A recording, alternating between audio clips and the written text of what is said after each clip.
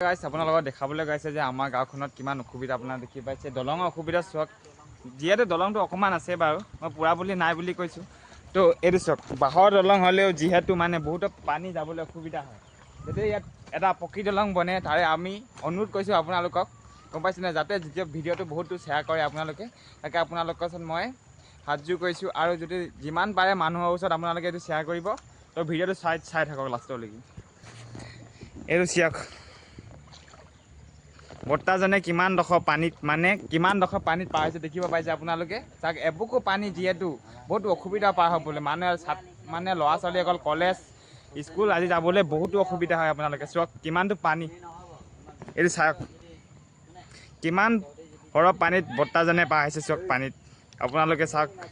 আমাৰ দলঙৰ অসুবিধা চাওক না কিমান আৰু এইটো দলং হয়তো যিহেতু বহুতো পানী চাওক সেইফালে চাওক এইটো এবুকু পানী যিহেতু বৰ্তাজনে পাৰ হ'ব লগা হৈছে চাওক কিমান দলঙৰ অসুবিধা আমাৰ এইটো চাওক আপোনালোকে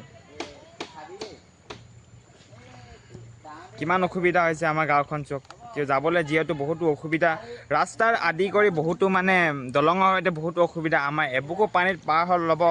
পাৰ হ'ব লগা হৈছে চাওক অঁ আৰু অলপ যদি বাঢ়ে আজি ৰাতিটো ডিঙি পাৰ হ'বগৈ চাওক